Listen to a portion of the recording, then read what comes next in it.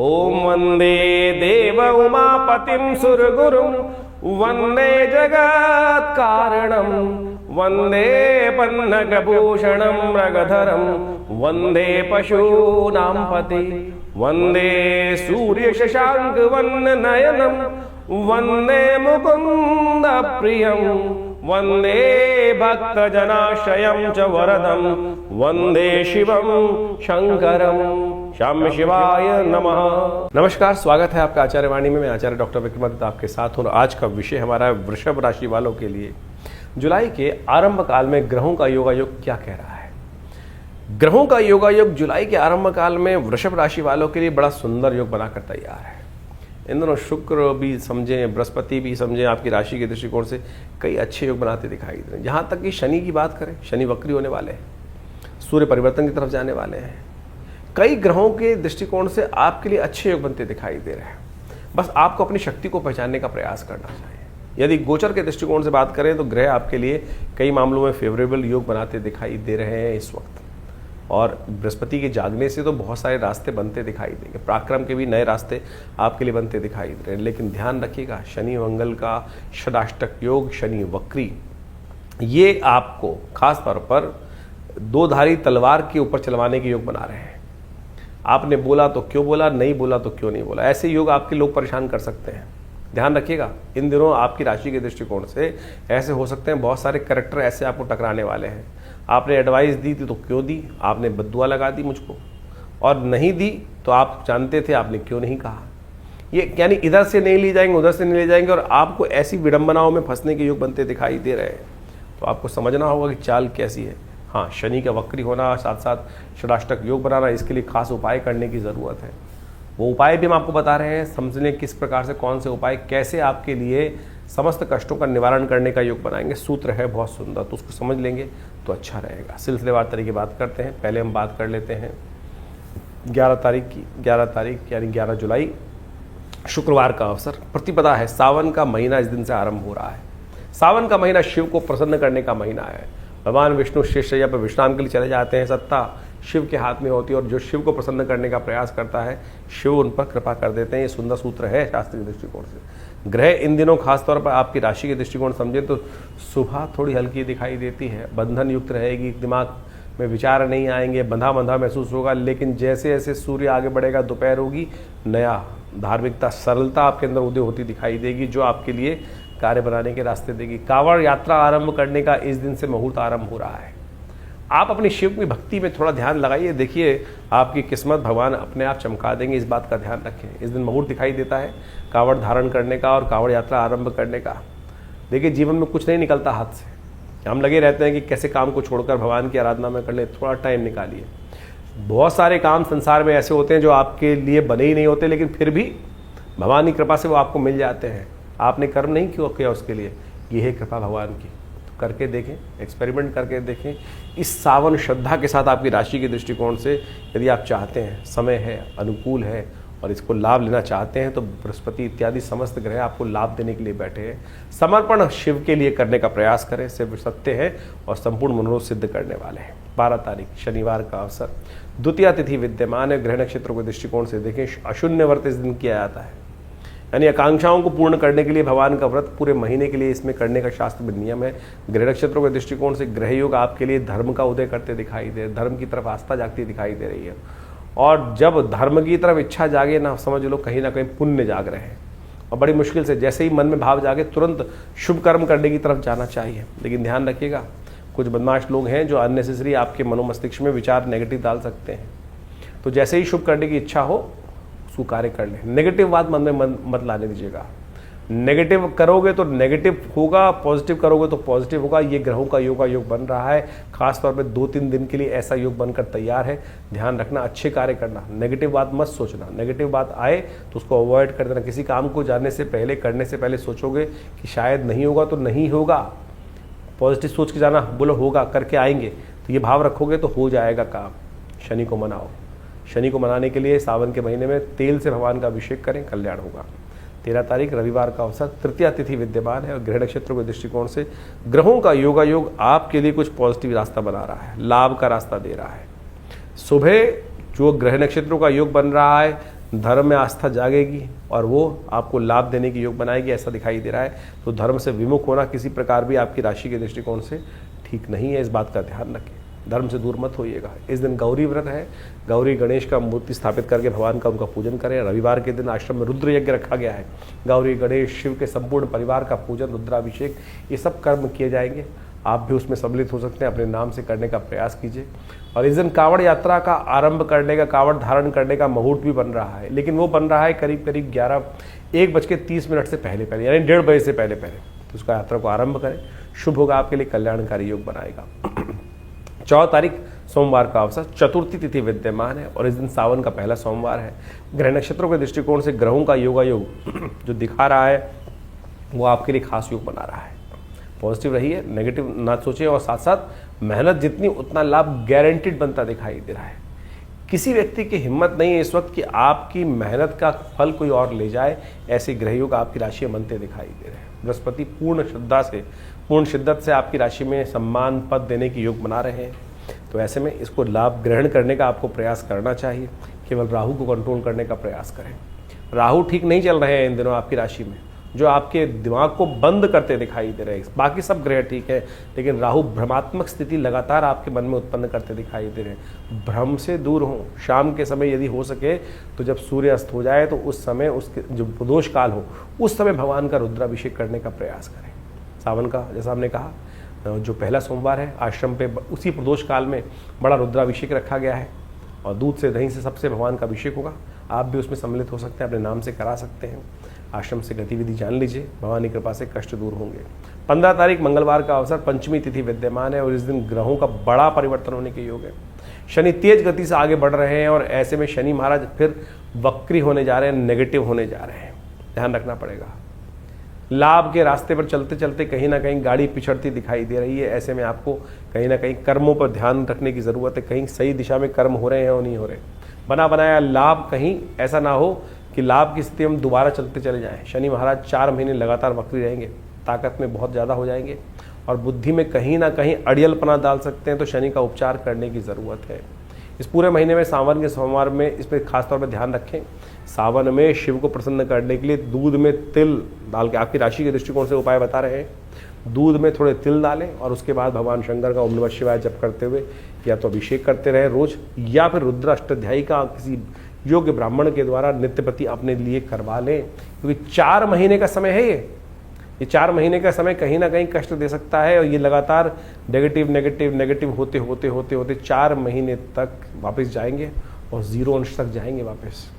तो बना बनाया काम लाभ की रास्ते पर नेगेटिव ना कर दें, इस बात का ध्यान रखने की ज़रूरत आपको रहेगी। तो इसका उपाय लगातार करते रहेंगे तो अच्छा रहेगा। 16 तारीख बुधवार का अवसर, षष्ठी तिथि विद्यमान है। ग्रह नक्षत्रों के दृष्टिकोण से शनि और चंद्रमा की युति आपकी राशि में बनती दिखाई दे रही है। चंद्रमा वैसे ही नेगेटिव है और मन भी कहीं ध्यान रखने की ज़रूरत है।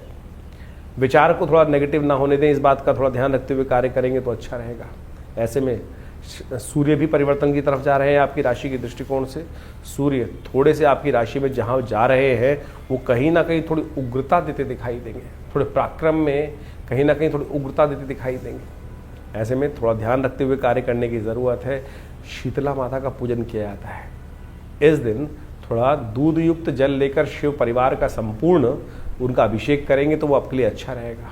और उस जल को एकत्र कर अपने घर में थोड़ा थोड़ा छींटा लगाने का प्रयास कीजिएगा, तो घर में जो भ्रमात्मक स्थिति है उससे थोड़ा दूर होने का रास्ता आपको प्राप्त होगा।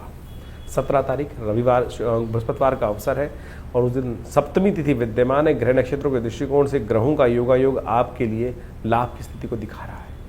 ग्रह पॉजिटिव बनता दिखाई दे रहा है, कहीं ना कहीं उसका लाभ आप ले सकते हैं। हो सके तो भगवान इस दिन आपकी राशि के दृष्टिकोण से पीली चीज़ों का दान करना आपके लिए अच्छा रहेगा। गौशाला में थोड़ा हो सके तो पीली चने की दाल को भिगोकर उसको दान करने का प्रयास करें, भगवान का आशीर्वाद आपको मिलेगा। 18 तारीख शुक्रवार का अवसर, अष्टमी तिथि विद्यमान है और इस दिन ग्रहों का योग आपकी राशि के दृष्टिकोण से यदि बात करें थोड़ा हल्का दिखाई देता है। बुध भी चलते चलते ये भी वक्र गति को प्राप्त कर रहे हैं और ऐसे में बुध की वक्र गति जो है वो कहीं ना कहीं जो आपकी जो मेहनत है उस पर पानी फेर सकती है। कहीं ऐसा ना हो कि बने बनाए काम को आपको दोबारा करना पड़ जाए, ऐसे योग बनते दिखाई दे रहे हैं। तो चीज़ों को दोबारा एक रीचेक करने की ज़रूरत दिखाई देती है। ऐसे में ग्रह नक्षत्र मन में विचार आ सकता है कि क्यों ना मैं रीचेक कर लूँ। तो कई बार रीचेक करना अच्छा होता है, कई बार रीचेक करना कई बार नुकसानदायक भी, टाइम को व्यर्थ बर्बाद भी कर देता है। तो चीज़ों को अच्छे से एनालाइज करके काम करने की ज़रूरत है। आपकी राशि के दृष्टिकोण से इस दिन आपको विशेष तौर पर कांवड़ धारण करने का मुहूर्त भी बनता दिखाई दे रहा है, तो उसका लाभ लीजिए। भगवान शिव की तरफ अर्पित करने का प्रयास करें। गाय के दूध का दान करना, गौशाला में ज्वार का दान करना, हरे चारे का दान करना आपके लिए बड़ा अच्छा लकी रहेगा इन दिनों। 19 तारीख शनिवार का अवसर, नवमी तिथि विद्यमान है। ग्रह नक्षत्रों के दृष्टिकोण से इन दिनों शनि वक्री चल रहे हैं, और शनि की वक्रत्व जो होता है वो कहीं ना कहीं आगे बढ़ती हुई गाड़ी को पीछे खींच सकता है। तो ऐसे में आपको शनि को थोड़ा संभालने की ज़रूरत है। इस दिन हो सके तो हनुमान जी के मंदिर में जाकर उन्हें चूल्हा अर्पित करने का प्रयास कीजिए। हो सके तो काले तिलों का दान करने का प्रयास करें। कहीं यज्ञ इत्यादि हो रहे हों तो वहाँ कोशिश करें अपनी सामर्थ्य के अनुसार से काले तिलों का दान करेंगे तो यज्ञ के लिए अच्छा रहेगा। 20 तारीख रविवार का अवसर, दशमी तिथि विद्यमान है। ग्रह नक्षत्रों के दृष्टिकोण से योग आपके लिए कहीं ना कहीं नया उत्साह का बनता दिखाई दे रहा है। चीज़ों को नए रूप से देखना, नए रूप से उत्साह के साथ करना, वो आपके लिए कहीं ना कहीं आपकी योग्यता में 4 चांद लगाने के योग बना सकता है और चीज़ों को लाभ की तरफ आपको ले जाता दिखाई देगा। तो इस प्रकार से सावन के आरंभ काल में ग्रहों की गणना आपके समक्ष हमने रखी। ये ग्रहों की गणना के अनुसार से हम सबको अच्छे से समझ लेना चाहिए कि देखिए, इस वक्त बृहस्पति अतिचारी अवस्था में पूर्ण प्रभाव उत्पन्न करने के लिए बहुत तेज गति से चल रहे हैं, और शनि महाराज इस वक्त वक्र स्थिति में, जो विशेषतः जुलाई के सावन के मध्यकाल में, जो सावन का आरंभ काल है उसी में वो वक्र गति प्राप्त कर चुके हैं। और ये योग किसी प्रकार में शुभ नहीं कहा जा सकता। षडाष्टक योग भी शनि का और विशेष तौर पर आप समझिए मंगल का बनाया हुआ है, और इस प्रकार से ये संसार के दृष्टिकोण से जो कुछ दिन पहले लोगों को लग रहा था कि शांति का वातावरण दोबारा बन सकता है, ये कहीं ना कहीं अंदर खाने में कहीं ना कहीं उपद्रव के योग बनाता दिखाई दे रहा है। कहीं ना कहीं आने वाले समय में कुछ ना कुछ अशांति का वातावरण भयावह स्थिति में बनता दिखाई देगा। कुछ ना कुछ उपद्रव कहीं ना कहीं उत्पन्न होने के योग अच्छे खासी बनते दिखाई देंगे। इसके बाद शनि मंगल का टकराव भी आरंभ हुआ चाहता है। आमने सामने बिल्कुल एक परस्पर समसप्तक योग भी मंगल का शनि के साथ बनकर तैयार हो जाएगा। तो ये कहीं ना कहीं प्राकृतिक उपद्रव भी उत्पन्न कर सकता है, कहीं ना कहीं प्राकृतिक आपदाओं को कहीं ना कहीं आरंभ कर सकता है। भूमि का कहीं ना कहीं कंपन उत्पन्न हो सकता है, और साथ साथ जो युद्ध की स्थिति जो बनी हुई थी अभी वर्ष के आरंभ काल में, वो पुनः कहीं ना कहीं दोबारा स्थिति को कहीं ना कहीं और आग में घी डालने का कार्य बहुत सारे राजनीतिक दल करते दिखाई देंगे। लेकिन आपकी दृष्टिकोण से, आपके राशि के दृष्टिकोण से हमने पूरा बताया कि क्या कुछ प्रभाव उत्पन्न करने के योग बनेंगे। देखिए, सावन का महीना बड़ा श्रेष्ठ होता है। सावन का महीना संपूर्ण रूप से भगवान को अपने जो कर्म को समर्पित करने का माना जाता है, और जा पर कृपा राम की हुई ता पर कृपा करें, सबको इस भाव का ध्यान रखना चाहिए, भगवान इस पर प्रसन्न हो जाएंगे। और भारतीय संस्कृति में तो सोचें कितने सुंदर सुंदर रूप से अनेक अनेक उदाहरण उपस्थित करके ये भाव समझाए गए हैं कि जीवन में जो हम कर्म करते हैं उसका भोग हमको प्राप्त होता है, शुभ अशुभ जैसे भी कर्म हो। अब शुभ तो हो जाए और उसके द्वारा हमारे जीवन में शुभ का आगमन बन जाए तो बहुत अच्छा है, लेकिन यदि अशुभ कर्म हमारे द्वारा मनसा वाचा कर्म 3 प्रकार के कर्म शास्त्र में बताए गए हैं। और कई बार क्या होता है कि हम बहुत ज़्यादा कॉन्शियस होकर कार्य करने का प्रयास करते हैं तो बहुत सारी चीज़ें शुभ करने की तरफ प्रवृत्त हो जाते हैं। कई बार धर्म व्यक्ति जब निष्ठ व्यक्ति होता है, लेकिन कई बार अनायास ही बहुत सारे दुष्कर्म हो जाते हैं। अब उनसे मुक्ति का मार्ग किस प्रकार से बने? हमारे यहाँ संसार में विशेष तौर पर इस बात को समझना चाहिए कि हर धर्म में, हर पंथ में कहीं ना कहीं इस भाव को रखा गया है कि दुष्कर्मों से मुक्ति किस प्रकार से हो। बहुत सारे लोगों ने इसको भ्रांतिवश अनेक अनेक स्वरूप में उपस्थित कर दिया। आप समझें कि उस कर्म से, दुष्कर्म से मुक्ति के लिए ही कई जगह क्या होता है कि कहीं पाप आ गया, कष्ट आ गया तो क्या करते हैं। आप देखें विभिन्न देशों के अंतर्गत अनेक अनेक प्रकार से उदाहरण उपस्थित किए जाते हैं, कहीं बलि, कहीं कुर्बानी, कहीं कुछ और, यहाँ तक कि कहीं कहीं अनेक अनेक मतों में अनेक अनेक प्रकार के उल्टे सीधे कर्म भी बहुत ज़्यादा करते हैं। लेकिन भारतीय संस्कृति में सोचे कितना सुंदर भाव कहा गया है, जो हम त्रिदुलम त्रिगुणाकार, हम जो बिल्व पत्र भगवान को अर्पित करते हैं, सावन के महीने में विशेष महिमा उसकी कही गई है। त्रिदुलम त्रिगुणाकारम त्रिनेत्रम च त्रिधायुधम त्रिजन्म पाप संहारम बिल्वपत्रम शिवार्पणम। यानी शास्त्र में इतने सुंदर कहा गया है कि एक बिल्वपत्र बड़ी श्रद्धा के साथ यदि भगवान पर आप अर्पित कर दें तो क्या कहा जाता है? त्रिजन्म पाप संहार, 3 जन्मों के पाप जो है वो सब समाप्त हो जाते हैं। ये सोचे इतनी सुंदर समर्पण भाव से एक कर्म यदि आप कर ले तो वो किस प्रकार से निवृत्ति दे देगा अनेक अशुभ कर्मों से। और तो और बड़े बड़े सुंदर मंत्र कहे गए हैं। सौराष्ट्रे सोमनाथम च श्रीशैले मल्लिकार्जुनम उज्जैन्यम महाकाल, ये भगवान की वंदना है। और कहा गया अंत में सप्त जन्म कृतम पापम प्रातः स्मरणेन विनश्यति। यदि आप 7 जन्म के जो पाप हैं केवल इन जो आप जो द्वादश ज्योतिर्लिंग है इनके यदि नाम का स्मरण कर ले, सौराष्ट्रे सोमनाथम च श्रीशैले मल्लिकार्जुनम उज्जैन्यम महाकाल ओमकार ममलेश्वरम, ये इस प्रकार से कहा गया ना, सप्त जन्म कृतम पापम स्मरणेन विनश्यति। तो यानी अनेक जन्मों की जो पाप हैं, दुष्कृत्य है, उससे क्षय को जीवन से उससे निवृत्ति के योग बन जाते हैं। तो यानी इतना सुंदर व्यवस्था हमारे सनातन में बनाई गई है।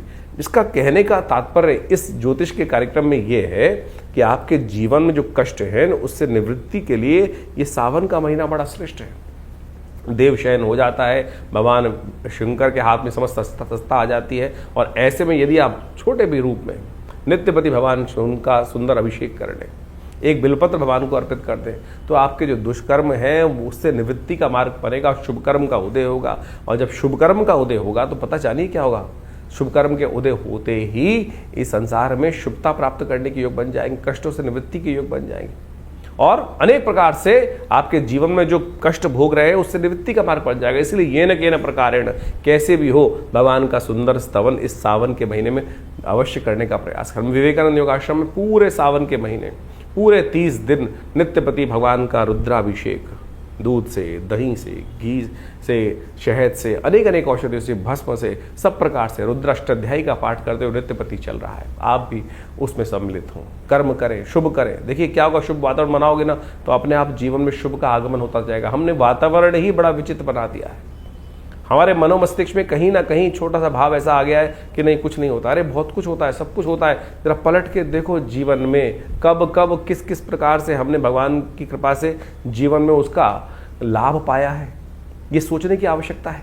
तो इसलिए ज्योतिष में निवारण जो है वो प्रभु का नाम ही है, निवारण प्रभु का नाम ही है। उस निवारण के नाम को हमें स्मरण करने का प्रयास करना चाहिए। अनेक कथाएं शास्त्र में उपस्थित हैं, उन कथाओं को हमें समझते हुए कार्य करने का प्रयास करना चाहिए। एक शराबी था, उपनिषद में कथा आती है, जिंदगी में कभी परमात्मा के मंदिर नहीं गया, भगवान का नाम स्मरण नहीं किया, लेकिन जीवन था, जिया था।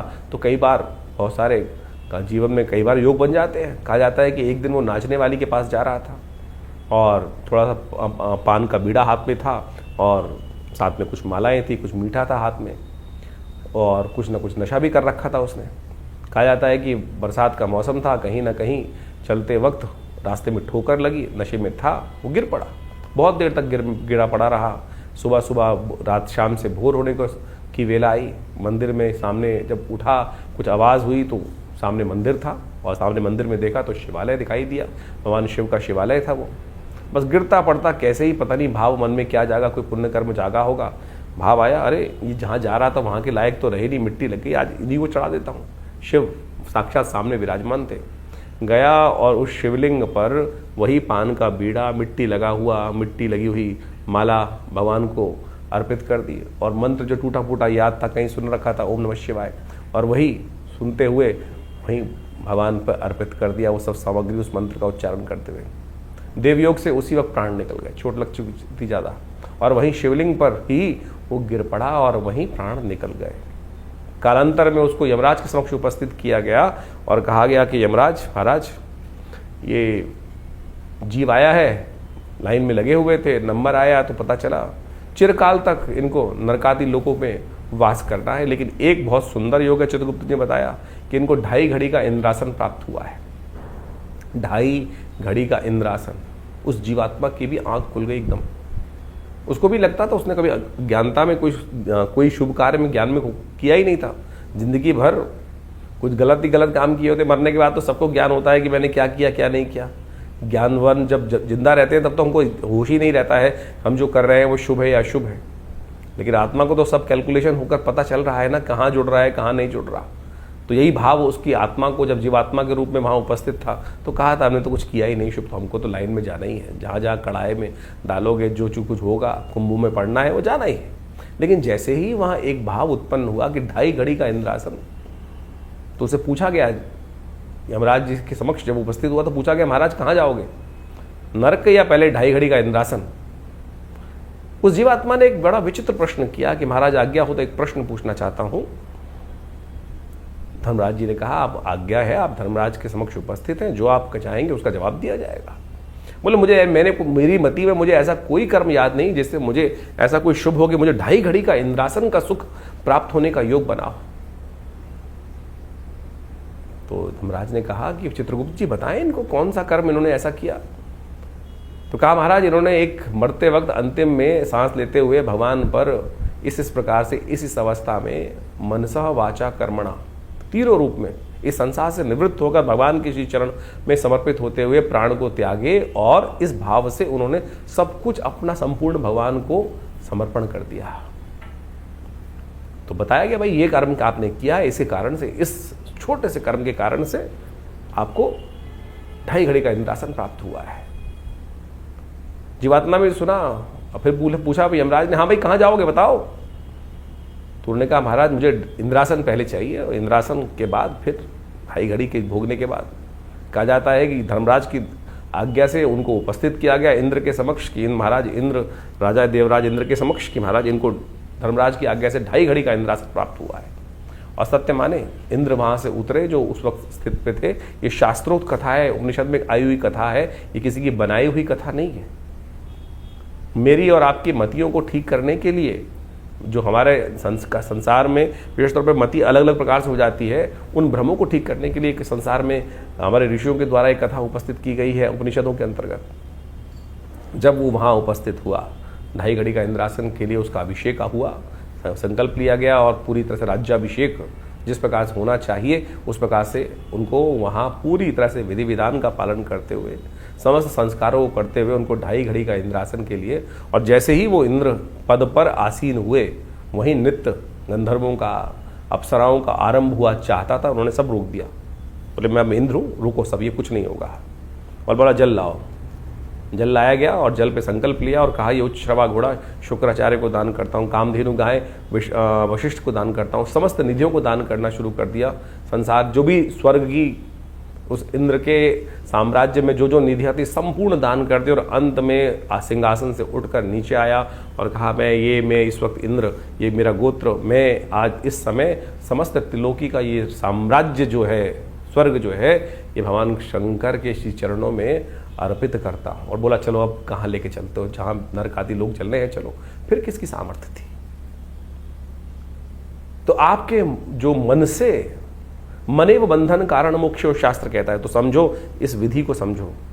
तो इसलिए ये न कि न प्रकारेण किसी भी प्रकार से अपने वातावरण को, वो कब आएगी वो वेला जैसे हम श्रद्धा के साथ, विश्वास के साथ परमात्मा का स्मरण कर पाए। तो इसलिए ये जो सावन का महीना है ना, लोक के साथ साथ परलोक को भी सुधारता है। तो इसलिए सुंदर रूप से हम इस भाव को समझें और सावन के महीने में यथाउचित भाव से भगवान शंकर का सुंदर स्तवन जितना हो सकता है वो करने का प्रयास करें। जीवन में कल्याण का मार्ग बड़ी मुश्किल से मिलता है, बड़ी सुंदर से ये वेला आई है। आनंद भाव से परमात्मा का स्मरण करें और जैसा हमने आपको कहा जहाँ भी आप हैं वहाँ पर बैठ के करें, करवाएं किसी रूप में। यदि आप आश्रम पे आ सकते हैं दिल्ली में तो बहुत सुंदर रहेगा आपके लिए। ये नित्य प्रति शाम को एक कार्यक्रम हमने रखा है पूरे 1 महीने तक। सोमवार के दिन विशेष कार्यक्रम रहेंगे, प्रदोष के दिन विशेष कार्यक्रम रहेंगे।